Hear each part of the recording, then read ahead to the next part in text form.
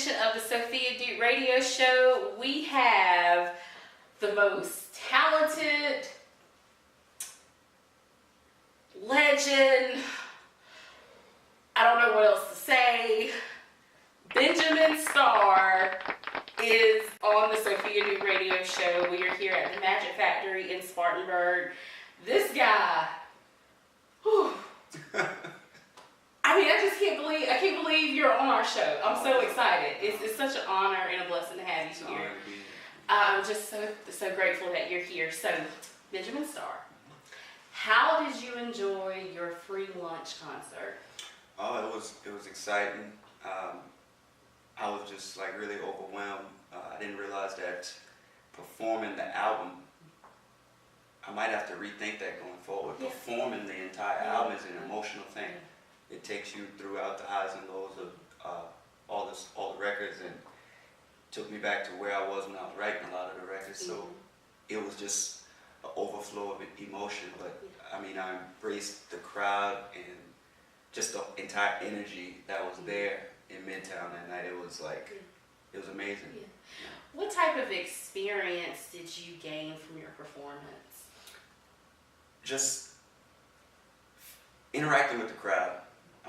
I love performing. I love interacting with the crowd. I love just seeing the emotion on the faces of people, feeling it come out of them when they connect to me delivering the record, how I meant to have it delivered to them. You know, that's the main thing I get out of performing. I just love the people. I love the energy. I love seeing it in their eyes and just seeing them tap their feet and move, and just, I love that. So with connecting with your audience and your listeners and your fans, do you ever get butterflies when you're performing? Yeah, every time.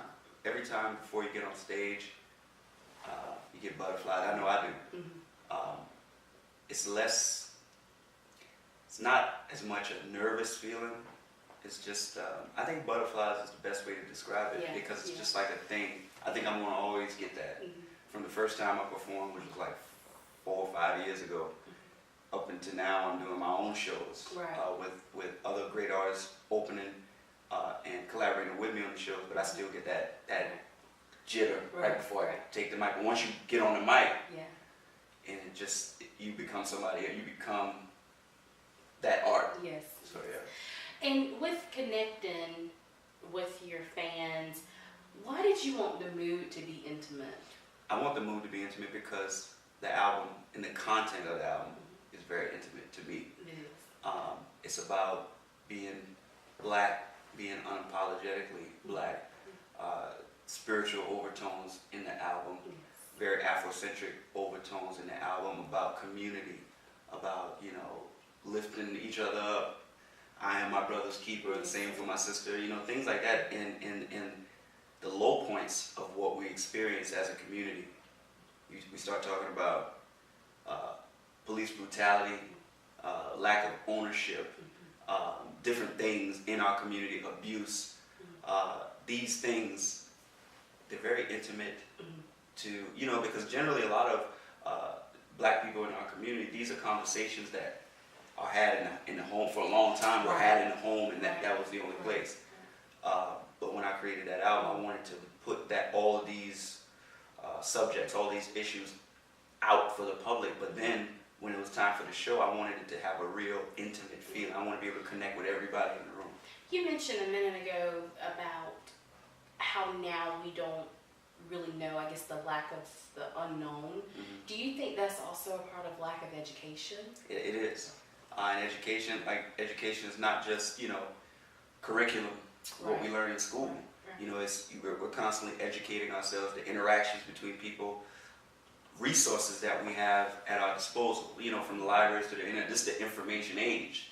And it's just about empowering each person in the community to really dig, to really educate themselves, to really be open to someone else educating them, even if they don't take everything from what this person is telling them. They can take, like my grandma used to have a saying, or, you know, you chew the meat and spit out the bones. That way you can still inspire yourself or enlighten yourself to go for yourself and investigate and educate and become more self-aware about different things that really affect us tremendously Right. as a community and as individuals. You know. How are your fans responding to Free Lunch? It's been overwhelming for me. My fans, I have like a loyal fan base, and they always respond really well with my projects when I release a new mixtape or album or EP. But this time around, I think the response has been overwhelmingly just really supportive and really, I mean, if I could show the world like messages that I get daily, you know, and some people, they don't always tweet it out, or they don't always write on your wall, they don't always Instagram you. Sometimes it'll be direct messages, sometimes it'll be DMs, and they're just long, they just let go, and they just tell me, you know, because it's current, because a lot of things that's going on kind of fall in line with the content of the album, because those things were things that really moved me to write the album, so that their responses have been, they feel it, they're a part of it, and they feel like this is Free Lunch, we're living in this right now, so overwhelming. You are very detailed in your lyrics and in your expressions. Why is it important for you to perform some of your songs a cappella? Why is it just, you know, no music, just hear what I'm saying? Well, I think writing is important. I consider myself like a writer, and I put extra detail into everything that I write, because it's so much, it's layers to the writing. So when I make music, I approach music the way musicians approach music, whether it's a trumpet player, saxophone player, a percussionist, somebody on the keys. It's an instrument. The vocal is an instrument, but in the depth of the vocal is what you are saying. So as a writer, I write almost like it's a puzzle. It's layers. So by the time you put all these instruments together, all the sounds, and it's all, you know, my engineer does an incredible job of just mixing and mastering everything down.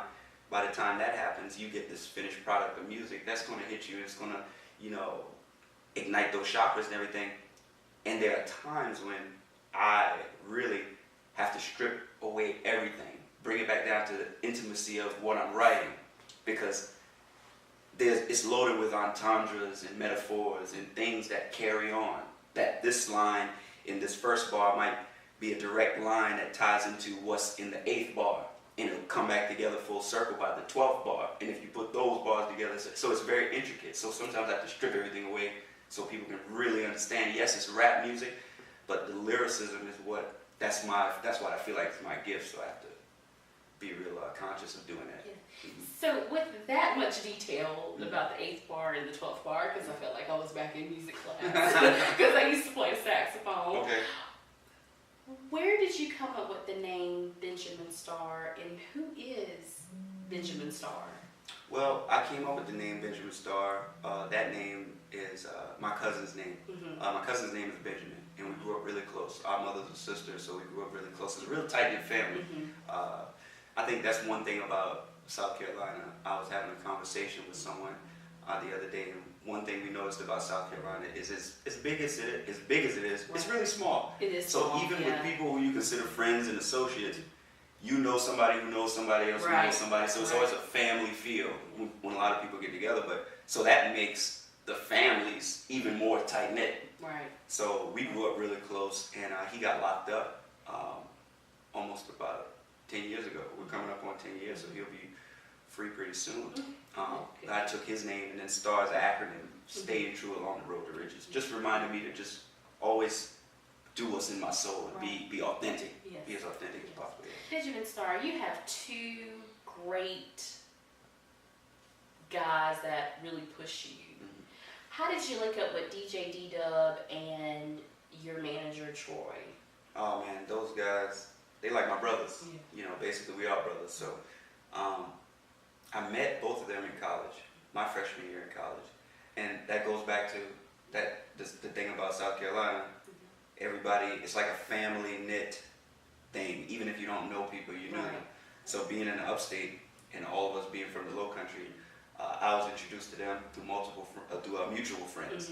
And immediately it was like, where you went to high school at? It was like, where you went to high school at? And then when you realize these people, y'all had high school rivalries and stuff like that, you automatically click up. And that's how I clicked up with Troy and also DJ D-Dub.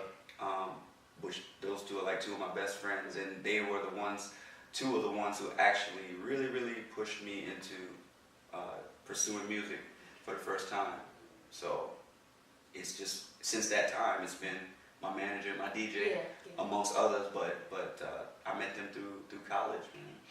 We're gonna take a music break and listen to Allah, but can you talk about Allah?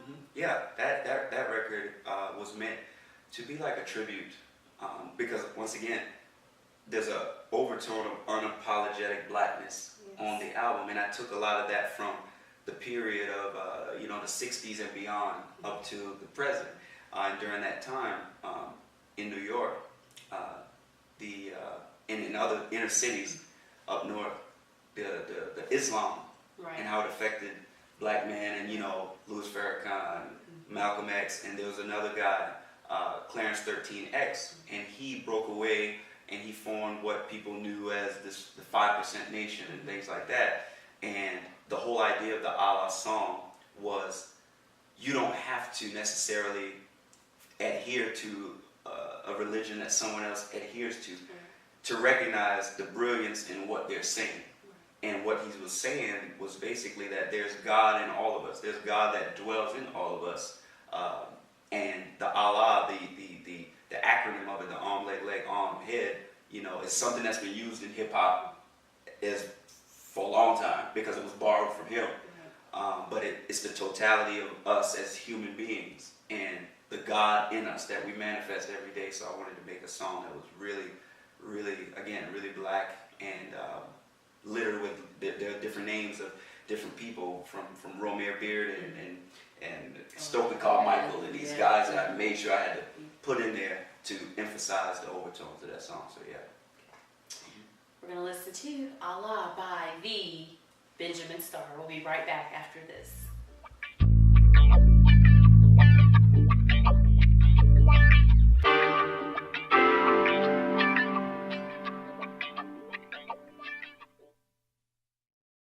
The same God that he says, that he expresses the existence of, is the God that the Christians profess to believe in themselves, and the God that the Jews believe in. One God, the creator of the universe.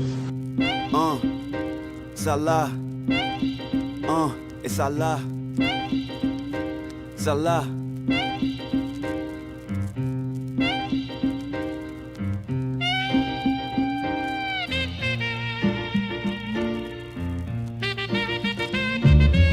Arm, leg, my arm, head, that's Islam. Arm, leg, my arm, head, that's wisdom. My neck, wrist, riddled with ice, these lights hit on. Half wise man and highs man, stiff arm. Blue collar MC, white collar capable. The prodigy, the proclamation, quality rap ratio. Amused but confused where to put y'all. Something like the cat meeting 3 stacks in the black Johnny football. I learned from a nigga sipping Schlitz malt liquor, eating rice and cube steaks, banging Ice Cube tapes. My cards at face value, stack decks like Aztecs. I could rap 2012s if I have to. I'm proof niggas chasing me. Master level masonry, 33 degrees in the breeze, no sleeves. I flame Jamaican weed, please pray for me. New God flow, bring the shadiest atheists to the paper. I'm Richard Pryor on Sunset, you guessed it. Show so dope, your nose tingle. Red suit, single-breasted. I could rock Barclays and Penny Hardaways with the backdrop of a Minister Malcolm X message. This is real rap and I'm inclined to spit black scientific. Every lyric read vivid like the hieroglyphs. There's truth in my literature, I got a flair for it. You sharpshoot in the booth, my flow is like the figure 4. I got this rap on tap, it's no basic brew. Sobering, no contact, I got LASIK view. Fort Knox, gold grill, niggas' faces blue. On your block, I'm like Spock in that spaceship coupe. Futuristic, I spewed it and view shifted. Truth is, I stand accused, I tutored the youth different. The black bar fish, I check chest so often. At best, I get Shakespeare-esque when shit talking. Tell me why I need a Basquiat when every bar I drop is art. All my abstract strokes for black folks. Steady hands, pink revivals. I ain't colorblind, so I color mine with Scott Heron, Bobby Bland vinyls. I don't own a Rembrandt or Warhol, just Romare Beard and those collages on the walls of my conscience. I am never rattled, I withstand shots. Child of survival, I was Stokely Carmichael in the sandbox. The shit I unsheath for death streets. The second I bless beats is just a bit fresher than Chef's quiche. Undefeated, blending the blues with a lit fuse. Please excuse the Don Shula in my maneuvering. All my shit classic, I put the cack in the casket. I agitated the flames and I resurrected the ashes. This is God work through a sinner. Every line, every rhyme, no I signed Bobby Seal and deliver. Arm, leg, my arm, head, that's Islam. Arm, leg, my arm, head, that's wisdom. My neck, wrist, riddled with ice, these lights hit on. Half wise man and highs man, stiff arm. Never need a control verse for shit that I control first. I give truth to Dianaires, salute the pioneers. Relaxed in the plush leather with the lights down. Mr. Taylor playing, shoot that fucker right now. This is free lunch.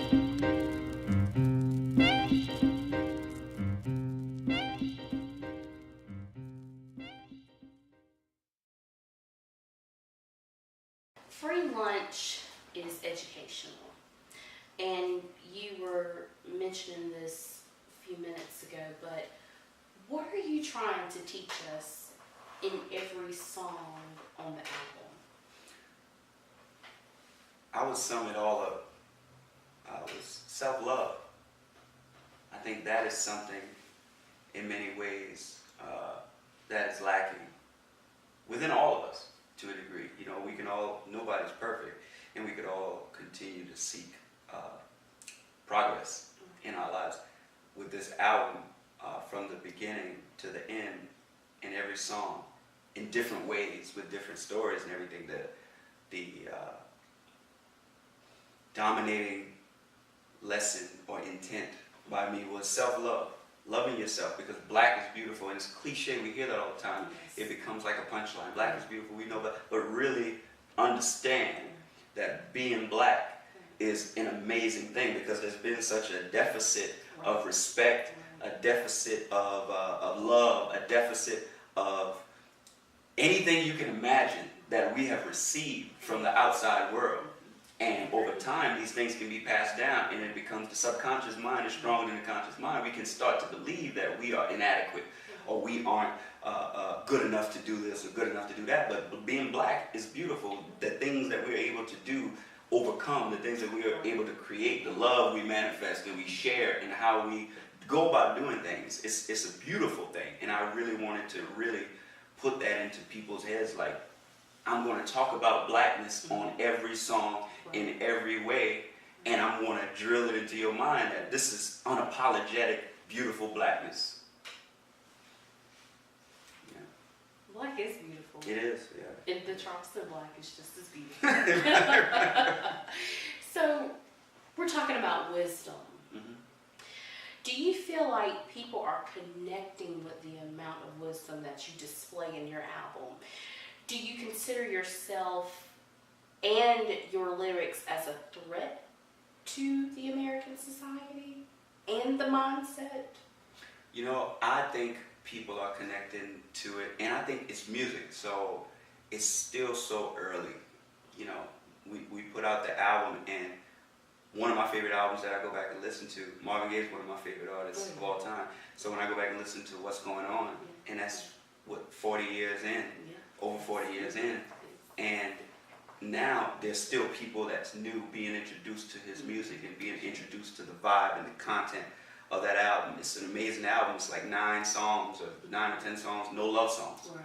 But it's all about love and self-love and black love and being aware of what's going on around you in the environment, being aware of people killing people and us taking accountability, and while also fighting the power, not being afraid to speak truth to power.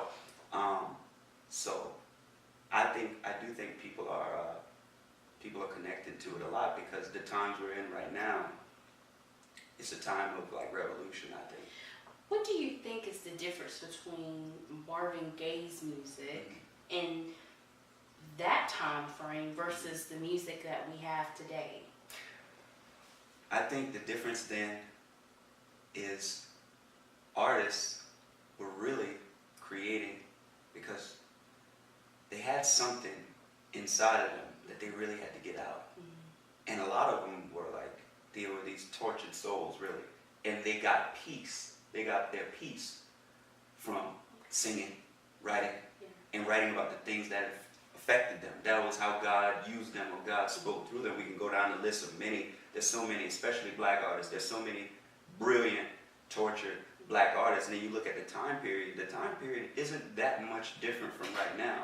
But as hip-hop came into the fold, and we learn about the stories and the history of hip-hop, and we learn about corporations taking their stake or putting their eyes on actually hip hop and adding things in that weren't really necessarily a factor back in the 60s and the 70s. You have corporate sponsorship of music and mass production of music just to keep going, and radio companies owning radio music companies owning radio stations and playlists and different things like this. So it's like, it's more generic now than it's not as organic and as real and as soulful. When I say soulful, I'm not necessarily meaning that soulful sound, but I mean coming from being honest. It's more so entertainment, as opposed to back in the day, the music was soul first, and then I'm going to entertain you with how I present it. Now it's just, I'm going to make music that's going to entertain you, and I'm going to entertain you as I present it, for the most part. So I think that's the big difference. So when we're talking about being authentic and organic, and those are two strong words to use when it comes down to music. Throughout your album, you referenced Malcolm X, Dr. Martin Luther King, Miles Davis. You just brought up Marvin Gaye. What influences did these leaders have when you were creating this album and in your career thus far? Oh, influenced me since I was young. I mean, my engineer could tell you, sometimes I'll come in the studio and we just play songs. I just play a song, or we'll just play a speech from Malcolm X or Louis Farrakhan or somebody, and just to have dialogue.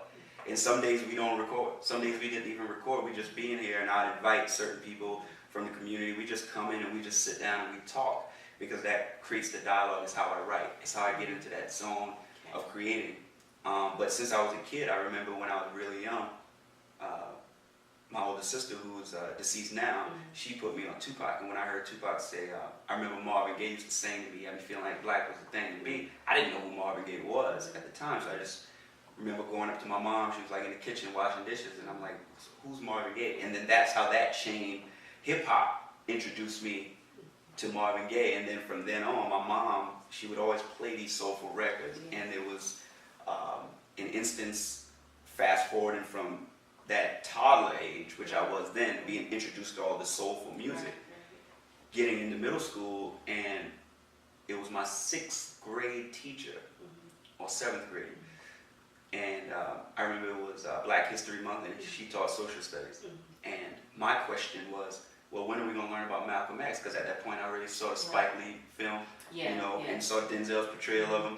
So I'm asking her, well, when are we talking about Martin Luther King? We talked about the March on Washington, and Rosa Parks sat on the bus, and I appreciate and I respect all of that. I also want to know, as a 11-year-old, or however old I was, when are we going to talk about Malcolm X? And she looked me dead in the eye and said, we're not talking about Malcolm X in my class because he was a racist. And my response to her was, well, you know, this is Black History Month, this is social studies, so it's a part of the civil rights movement, whether you think that or not. And, you know, I got my desk put outside the classroom for a little while.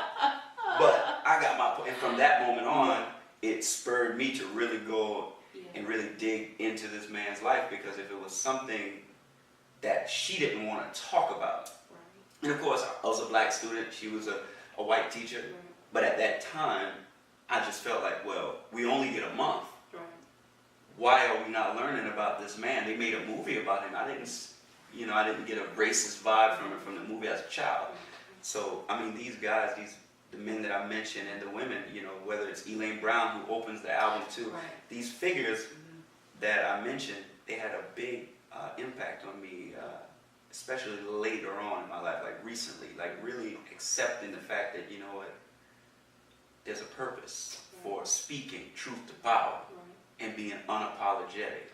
Because if we don't stand up and speak our truth, then other people will try to speak what they feel is our truth for us, and that's unacceptable at this point. You talk about a lot of love and free lunch, and I think it's a beautiful thing, but it's a different type of love. Some of your lyrics reference to black love and black women. Why is this so important, and where does the level of respect come from? Because across the board, if you remove the race out of it, nobody respects themselves anymore. I think understanding that the black woman, I grew up, my women raised me. You know, my father wasn't around as much when I was very young. We have a great relationship now. Because once again, progress. The name of the game is progress, and always, you know, working on self. And what women raised me, my mother, my grandmother, and my sister. So that's 3 generations of black women. So just growing up around that environment, from the apartment to the house, you just pick up a lot of things and you learn a lot of things. You're exposed to women and their emotions and their struggles and the things that they have to deal with that I didn't necessarily have to deal with as a man. And as you get older, you begin to understand. And the more you are open to understanding, the more you can understand. So I'm saying that, I'm not saying as though I've never done anything wrong or have never disrespected a woman, black woman, in any way. But what I do, and I've always wanted to make sure I done, especially with my music, is be very transparent and understanding that this is art that's going to be pushed out to the masses. So I'm not going to create a song that is really not true to what I feel of the black woman, because, you know, the black woman is, to me, closest thing to God that we have, you know what I mean, in on earth here, you know what I mean? So the way I would talk about these things, even on songs like, whether it's Wonderful Love, is me saying that the woman was a flower to flourish, she needed nourishment. Attention to her tendencies, energies, my encouragement, and I didn't do that. I'll be recalling from a previous time, even the wrongs that I've done, and still be able to acknowledge that this woman is still wonderful. She's not basically what I've done to her or what I didn't provide for her. But it was very important for me making this album, and that was one of the reasons why the first voice that's heard on the album, other than children, is a black woman. And the last thing that they'll hear on the song is in the song Tuxedos, where life, I'm metaphorically comparing life to a woman. I'm at the altar and I'm ready for my reception. I'm saying, yes, I do. From the beginning to the end of the song, I wanted, from the beginning to the end of the album, I wanted to always have these overtones or undertones of why black women are important. Not just important for our consumption as men, but important, period. We should empower them, and we should try to understand, be open to understanding what they go through and fight against that. And Tuxedos just happens to be one of my favorite songs on the album. It's my favorite song. I'm going to name a couple of people. Okay. And you tell me how you feel about them. Okay? Sean Slugs. Incredible lyricist. Incredible lyricist. Sean Slugs is like one of the guys. Whenever I call Sean, it's not even a question. Whenever I call him, I'm like, man, I got a song. I'm sending it to you. This is what I'm thinking. Let's come in the studio and let's vibe. It's never like, oh, well, you know, we come in, and it's like, he's one of those guys that when I get him in here, I already know. I'm like, yo. Yeah. Few people really make me like, I gotta make sure I'm on my. But him, always, and it's that's what makes, whenever we do songs together, it pushes the songs to another level, because he's great. He's great lyrically. He's one of my favorite rappers. Yeah. Is it, am I pronouncing this correctly, Arinze? Arinze, yes. I'm sorry. Mm-hmm. Yeah. He's incredible. I actually met him through, and this is how important social media is. I met him through a supporter of both of our music via social media, who's been a supporter of both of us. And she, once again, black woman, she brought us together in correspondence via email. She was like, I think it would be dope for you both to work together. And this was about, I want to say, it could be a year ago. And the correspondence kind of fell off. You know, we both had stuff going on. But then when I heard movies, and he's from up north, you know, so I was like, yo, I gotta send this to him. So I hit him up. I was like, yo, I'm gonna send you this record. I want you to vibe to this. Tell me what you think, and if you're feeling it, send it back to me. And when he sent it back, I was like, you know, this is perfect. Yeah. It's amazing. So he's incredible. Yeah, he's doing a lot of dope things. Miles. Oh, Miles, and he's another one. He's like my brother, you know. I didn't even know that was Miles. I said, I know Miles. Right. He's incredible. He's an incredible rapper, and he's so laid back. Yes. And he's one of the guys, like my brother, he's in the inner circle. So every time me and him do records together, we did American Dream together and Ghetto Child and a few other records, because him being from South Carolina too, the upstate, as opposed to me being from the low country. But the way he grew up, his story, he has such an incredible story to tell. And he articulates that so well with his energy and just the words he uses, how he uses them on records. So I love making, we probably click more than a lot of people that I make music with, just natural chemistry. Yeah. Is there a hidden message in the whole album where you're trying to tell young people, black men, or maybe just people in general, that we have to live on a higher standard than what our society is trying to tell us? Yeah, there's definitely, and that message is, everything's dumbed down now. You know, everything's dumbed down. Spiritually, we're dumbed down. Yes. Spiritually, we're dumbed down to so much religion. Yes. You know, mentally, we're dumbed down. We don't know how to communicate with each other. We don't know how to communicate outside of 140 characters and things like that. Right. We don't know how to captivate. We don't know. We need to be more charismatic. We need to engage. We need to be able to express ourselves and articulate ourselves, articulate our agenda, what it is we're wanting, what it is we're demanding, what it is that we're going to get. Because if we can't articulate that, if we can't put that energy out into the atmosphere at the frequency that it needs to be put out into the atmosphere, how can we bring about this change? So that underlying message is, stop dumbing everything down. And when I say dumbing everything down, this is not an attack on the music. Because hip-hop music is dope in all facets, all rap. There's so many different rappers and artists that I listen to, and I love them. I listen to some other rappers, and I'm like, yo, I couldn't do that. Because it's different, and it's art. It's dope. At the same time, the awareness level, step away from the music and step away from the art. The way we live, the way we interact within our own communities, the way we see each other, you know what I mean? The way we see ourselves. Everything can't just be dumbed down. This woman just can't be a queen because she's the most attractive woman you've seen, and you're attracted to her. You're trying to get with her, so she's a queen. And this woman who you're not attracted to, who's expressing herself the way she sees fit, she's using her body the way she sees fit because it's her body. She's not a queen because she doesn't make you feel comfortable. As a man, we have to stop dumbing everything down to, if you don't agree with me, if you don't adhere to what makes me comfortable, then you know, you're no good for the community, or you're no good. Like, one of the things that drives me crazy is when I see the split screen photos of, it might have somebody like Nicki Minaj or any of the young black women who are artists now who express their sexuality the way they want to. And on the other side, you will have like Angela Davis or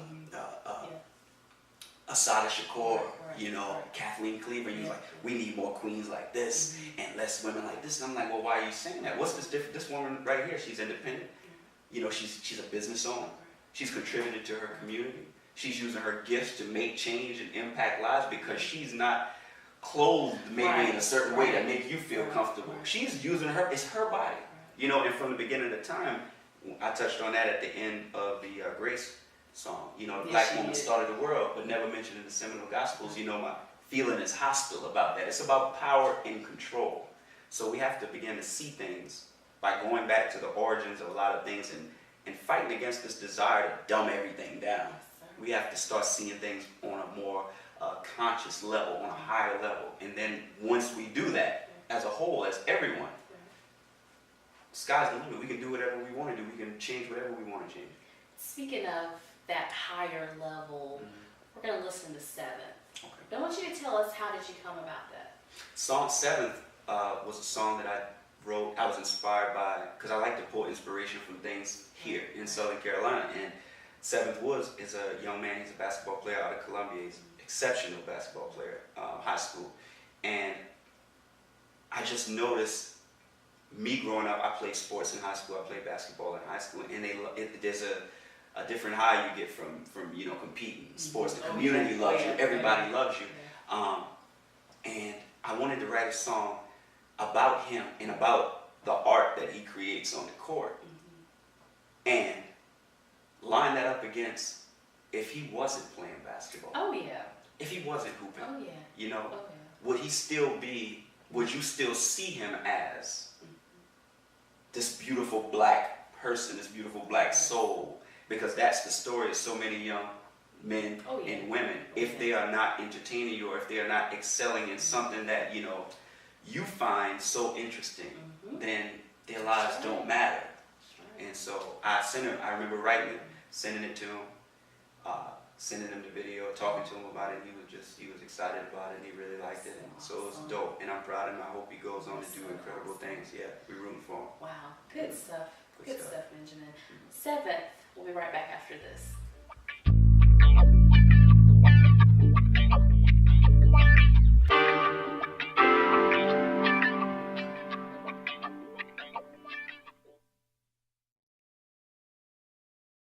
Seven.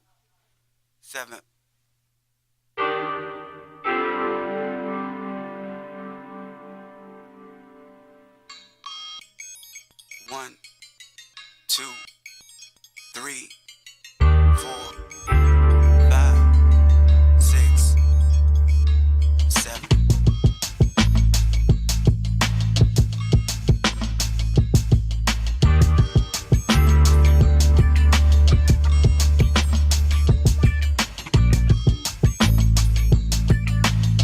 Okay.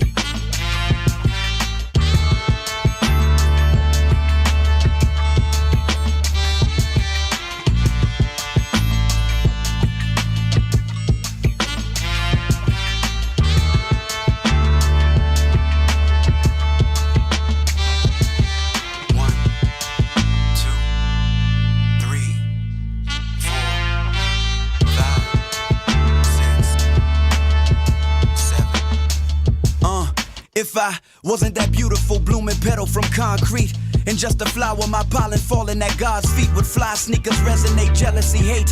Or from the bleachers where they plead the blood of Jesus that I elevate. My simple wonderings, all my success is humbling. I can't succumb to that, cause these homies in my circumference, they real niggas. Real niggas get it poppin' like 23 on my back, so me backing down ain't no option. I inspire them to rise for a change. I mastered the art of creation. Being patient, opening lanes, I put my hood on the map. Got one shot at that spot, 2 niggas waiting to trap. Fade away, trade for the win, now they screaming I'm top 5 when I'm carried by 6 niggas. Make them remember I was the 7th one.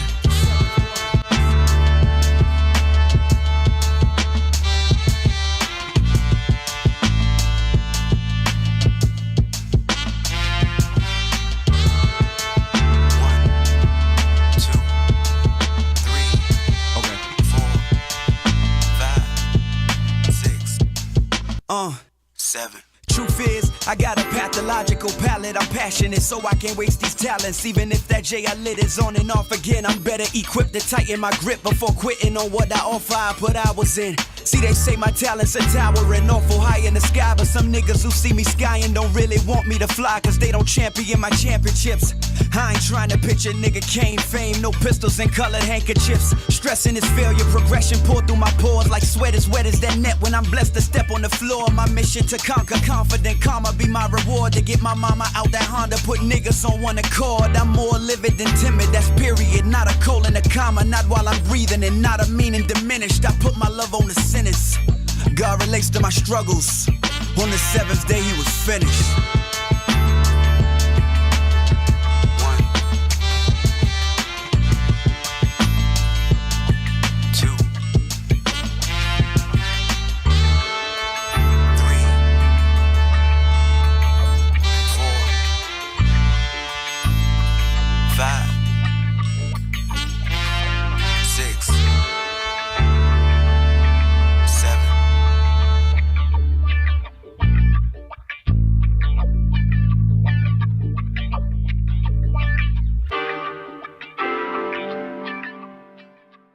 Benjamin Starr, you are a big fan of somebody that I truly enjoy listening to, and that's Nas. Oh yeah. That's Nas. Yeah. A few years back, Nas declared that hip-hop is dead. Okay. Where do you think hip-hop is right now in regards to MCs as yourself? Being J. Cole, Kendrick Lamar, Drake, Wale. And with them being lyrically great at what they do, what's the stance on hip hop? I think hip hop is I think it died at one point. And when I had to understand what Nas was saying at the time, because the game was so commercialized at one point. Right. You had corporations. It became just like a rat running on the mouse running on the wheel. Yeah. Right. So things are getting back to. I like to see young black men making moves. I like to see what Drake is doing with his own brand, in his own company, employing people, giving people a shot, making things happen, affecting change in the community. Same thing with J. Cole. I like to see him out there, being a voice of the people, speaking directly to the people. Same thing with Kendrick Lamar. I think it's coming back to what's really organic and people, and they aren't the only ones, but they're some of the premier ones right now when we talk about who has platinum albums. Right. And these guys have platinum albums, and they're speaking for and towards our people and our community.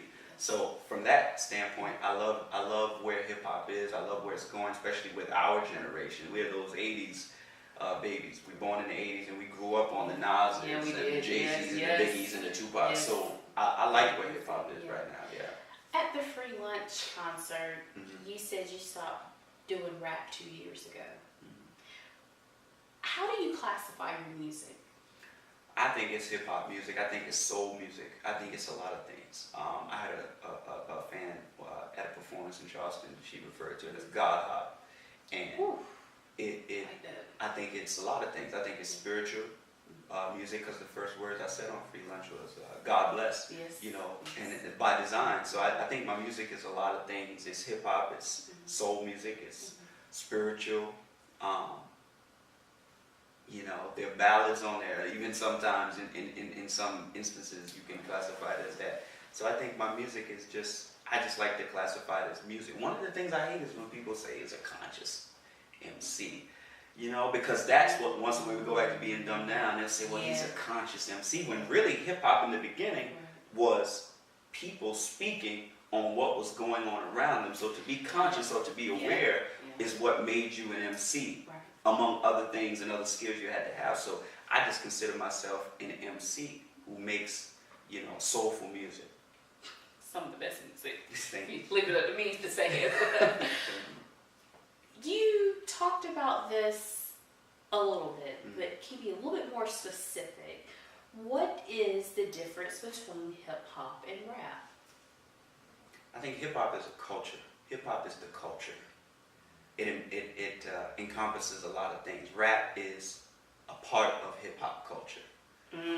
I think sometimes it is difficult. I don't see how one can embrace rap without embracing the whole hip hop culture. Or I don't see how one could embrace hip hop culture and not love rap. You know, hip hop culture encompasses the graffiti, DJing, breaking, a lot of things. Rappers, sometimes to me, aren't always MCs. MCs and lyricists are people who really take the craft seriously and, you know, using those words to speak genuinely and to speak to, you know, uplift the people. You know, I remember KRS-One said that in a song he did. I can't remember the exact quote, but he's basically saying, you know, MCs write rhymes that uplift the people. In some capacity. So everybody who's an MC, every rapper is not an MC to me. You know, all MCs are rappers, but every rapper is not an MC. Yeah. If you had one artist to perform with, who would that be? Would it be like, let's see, living or dead, or just right now? Just right now, if I could perform with one artist. And that artist, it could have been a dead artist too, if you had the opportunity. If I had the opportunity. One artist. One artist. I know there are many. Wow. But one artist. I would love. Oh my goodness. Let me see. I would love would say I would love to perform with Jasmine Sullivan. Really? She's amazing. Jasmine Sullivan is like my favorite Really? R&B. My favorite R&B Okay. artist right now. She's amazing. Her voice is amazing. The passion she sings with, and just she's amazing. Lyrically, her instrument is amazing. Yeah. I like that new song, Burn. Yeah, I mean, I think Babyface wrote that. Maybe he had something to do with it. I think. possibly. Yeah. I'm not sure. Okay. But she's amazing. She's been amazing to me for a long time. So I think I would love to work. I would love to be able to say, okay, what could we get in the studio and create something? I knew it would be very moving. Yeah. Right. Yeah. I like her new song. She has a great voice. Yeah, Great voice. vocals. Yeah. Great She's really good. Yeah. Is there a difference between being considered an entrepreneur and an MC? Does one carry more weight than the other? I think in the realm of music, it is important for our young MCs, the young artists, or whoever they are, to learn and to understand entrepreneurship and how important it is to the business. The difference in publishing and royalties, and the difference in things like that, and all of these things. It's very important. That's why I said I like to see young guys. I like to see the J. Coles and the Drakes, and among other artists who have their own labels, who are going to sign their own artists, who are making sure that they're in guys like Big Crit and J. Cole, who not only write those records, but they produce a large percentage of their own records. Yes, they do. And when you start to understand how publishing and things like that work, you understand how much of their talent and the gift that they have, how much that's contributing to their overall success and net worth and things like that, and ability to control money. Because Black, I recently watched a video with Dr. Umar, and something he said on it really resonated with me. My manager sent it to me, and we were watching it, and he was like, Black music is exclusively ours. Yes. And it's been exclusively ours for a long time. However, we don't control it. We don't control it. I don't mean to cut you off, but in previous guests that have been on the show, we've always said that Prince seems to be the only one that can get it right. Right. He owns everything. Right. You can't go on YouTube and type in Purple Rain and hear the original Purple Rain. It clearly states, due to the copyrights, due to the publishing. Right. Prince owns everything. I remember when he wrote Slave on the side of his face, and I didn't understand it really because I was a lot younger. But the older I got, the more I understood music and how it works, and how radio works, and how BDS works, and how publishing works, and how all these things and split sheets and all these things work. It is very important.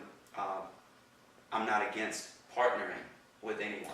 However, there has to be a level of ownership that we retain, because this is our art, and this is what we are, artists. We're living, breathing artists. We will continuously create, and we need to be able to continuously own, so we can retain and be able to pass something down generationally, so we can create that generational wealth. Yes, sir. So it's very, very important. We're going to talk about something fun that's very deep into your heart. Okay. How did you feel when you won the 2014 South Carolina Music Award for the Slept-On Artist of the Year? I felt really good about that. That was a time when I felt like, from the beginning, I remember people telling me, the type of music you're creating, the type of rap you're doing, I don't know if it's just a phase right now that's going on, And I was always wondering to myself, I don't think it's just a phase. I'm witnessing how people connect with it, so I don't think it's just a phase. But the thing about South Carolina is there is no, and it's a good thing, there is no identity in South Carolina musically. We have no stamped identity, and as we shouldn't at this point, because there's a new wave of young artists in South Carolina, and they have their own identity. They don't sound like the other guys. I don't sound like 803 to Click. 803 Right, to Click doesn't sound like Matt Monday. Matt Monday doesn't sound like Right. Oxymoron, Right. you know, Right. and the list goes on and on. Niecy Blues, she doesn't sound like Stella Ray, and the list goes on, and it's great. And I feel in my heart of hearts that in the last 5 years with the music and the artists I've been able to work with and connect with, being from here, we were able to have a say in planting those seeds to help build the scene up, because it doesn't help if I'm the only one that people are gravitating Right. to, and they're not gravitating to Matt Monday and Oxymoron, because it helps build the scene up. So when I won that award, it was at a time when I was kind of feeling like I was a little underappreciated for the music I was putting out and the quality of the music I was putting out here. But when I won that, it gave me a little bit of, you know, it's like, okay, you know, Right. somebody is appreciating you a little bit. Yeah. So you are being appreciated because you just won another opportunity or earned Yes. another opportunity. Yeah. What type of excitement do you have that you're going to be performing at the 2015 A3C Festival and Conference? That's big to me, because it was based on fan voting, Right. you know? So it was like, it was strictly based on the fan voting. And for me to be able to open up, you know, my music and open up me as an artist and just throw myself at the mercy of the fans and say, hey guys, if you want to see me here, vote for me, and them overwhelmingly voting for me like they did, that really meant a lot to me. That probably meant more to me than the South Carolina Music Award. Not because I don't appreciate the South Carolina Music Award, just because at this forum, at this time, with what all we've been going through as a community, everything we've been seeing, this constant stream on the news, and the music that I just gave to the people, and everything that's going on, them resoundingly, it's almost like they were saying, we appreciate, we know what you put into this album, and we know what you could put into the community, what you're trying to do, and we want to, this is our thank you to you. So that was like, And when and where is this festival going to be? it's going to be in Atlanta, Georgia. Ooh, And it's, I believe it's October 7th through the 11th. And this is like a huge thing. I've been trying to, it's crazy because I've been trying to get, being able to perform at A3C for like past 2 years. Yeah. And it's just so happened this year that, you know, I got entered into the contest. And I honestly, I don't know how I even got entered into the contest, but I got entered into the contest, and just winning that opportunity to be able to perform there is like, Do you think the timing is right for it? oh, I think the timing is right. And like I said, I was talking to my sister the other day, and you know, spiritually, well, once I say about spiritually, we are dumbed down a little bit, but in Isaiah, I can't remember the exact scripture, but it says, you know, when words leave the mouth, they don't come back empty. Right. You know, it's this energy we put out here. You speak it, you affirm it, you believe it. Like my friend Shemuel, like he tells me that all the time. He's a good friend of mine who has a nonprofit who I work with all the time. He says, just speak it, affirm it, and then you have to walk in it like you already know it's going to happen. So this energy that we're all putting into the atmosphere, it's not just me, it's a lot of artists, it's a lot of people, it's a lot of regular, everyday, who don't rap, who don't sing, who are not journalists, but there's a community of us putting this energy into the atmosphere. So it's no coincidence that a lot of people are reaping the rewards right now, and things are changing. And talking about your positive energy to own what you have, define your spiritual foundation. I believe I'm a God-fearing guy. I'm a God-fearing guy who I'm not going to allow someone to tell me everything. I don't believe in that. I don't believe in that because it's one of the funny things that I hear over and over again with young brothers and sisters who end up in front of a judge, and when the judge tells them ignorance of the law is no excuse. And I feel the same way spiritually in my life. I'm not going to allow someone to pour into me, and I don't know what they're really pouring into me. So I'm one who likes to take a lot of personal time. And not only as a God-fearing man who prays a lot and I believe in the power of God, I don't allow just someone to tell me all the time their interpretation of things. I take that into account, but love, the simplest definition that we have of God, is love across the religious spectrum.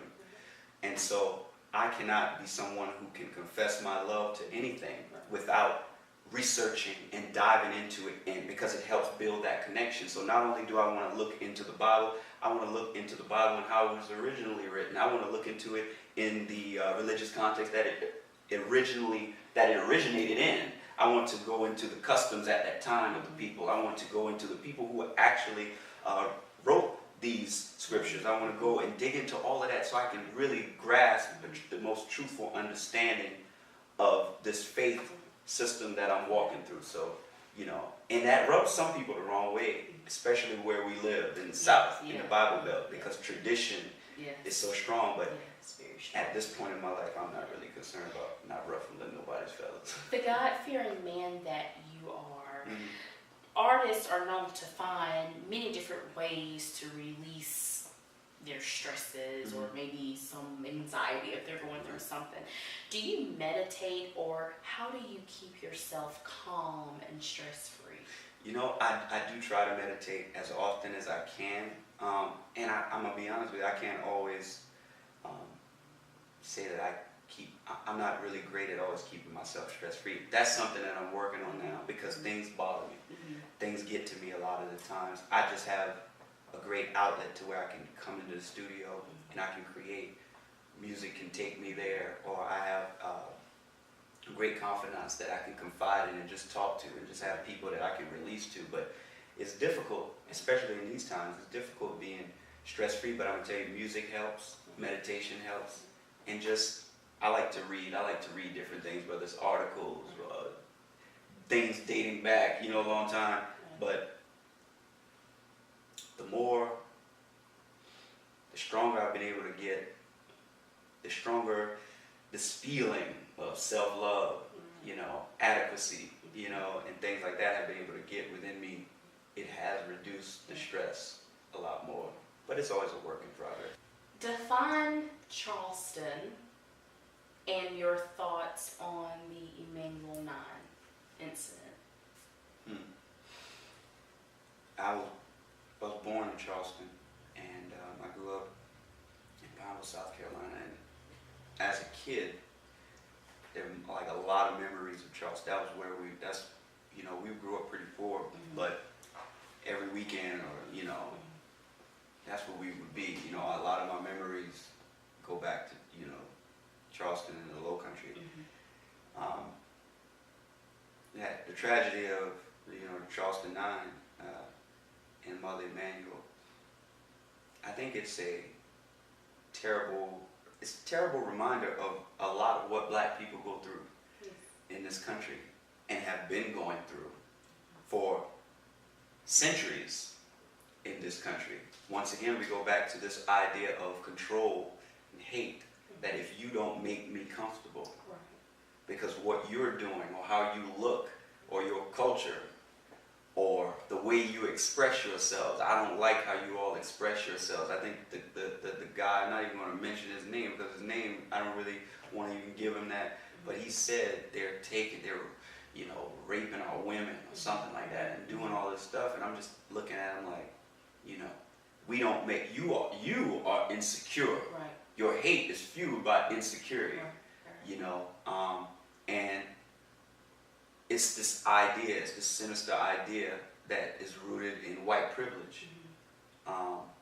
And I've been able to be a part and work with a lot of beautiful people who care about the community down there. And we've been able to do some really good things in the community. What I worry about sometimes as it relates to the Charleston 9 is the conversation, the content of it. The narrative changed from having a really important conversation, dialogue about race, to let's take down a flag. I support the flag being taken down because I think it has no place on a government building that all the people adhere to in the state of South Carolina. However, the Charleston 9, the narrative, ironically changed from let's have this real race dialogue Right. to, well, let's take the flag down because the killer, the shooter, had this flag on his license plate. He was wearing this flag on his clothing, or he was waving these flags. So now everyone's walking and holding hands and uniting, which is a great thing, and it's great for the optics. Right. But if the conversation about race, the difficult conversation that people seem to not want to have, isn't had, then it's almost as if these people, these beautiful people, they lost their lives in vain. Those people didn't lose their lives because of the Confederate flag. Right. These people lost their lives because of hatred, racism, Right. all these things have been nesting, you know, Right. and they haven't been going anywhere. It's Right. just been nesting. White privilege has been and so I think we just need to keep that in mind in South Carolina, especially in the Low Country. We need to have this very important conversation on race and how race affects the lives of people who live there and who live other places. Right. Yeah. We're going to change the subject a little bit more. Something, again, that is very personal and deep rooted in you. Your mom. Yeah. What makes Charleston so special, on top of going back to see your mom and your other loved ones? Because your mom is really the person that introduced you to a variety of artists. She mentioned it just earlier in the interview. How special is your mom to you? My mom's very special to me. She's an amazing woman. She taught me how important it is to work hard. That was one of the most important lessons she taught me. It was just working hard, just watching her, the daughter of my grandmother and the mother of my sister, and just the interaction between all of those. And then watching her work. At one point, my mom had 4 jobs. You know, she was a single mom. At one point, she had 4 jobs. Right, she was working at a shelter for troubled, for teens who were going through things. She was working at a shelter. She was a substitute teacher. She would have all kinds of jobs. So sometimes she would leave the house in the morning at 6 or something before, we got up for school, or make sure we had, whether it was food on the stove or something for before we went to school. And, food when we got back home from school, and we wouldn't sometimes see her until, after we go to sleep, we'd hear her coming in because she working, so just the strength that she has, and that she had to have, it's a endearing trait to be a man, to be able to really remember and connect all the dots now. And her introducing me to this music all the time, and she probably had no idea what was going to happen, but I thank her for that too, because it's I love that music now even, and my mom she has a real special place in my heart. Yeah, I love my mom. Yeah. Shout out to mama. Yeah. How can your current fans and maybe new people that are being introduced to Benjamin Starr, how can they connect with you on social media? Oh, they can definitely go to my website, Benny Starr with 2 R's, .com, and on Instagram and Twitter, Benny Starr, Benny_Starr on Instagram and Twitter. They can follow me there. Also, my Facebook fan page, it's going to be facebook.com/Benny Starr Music.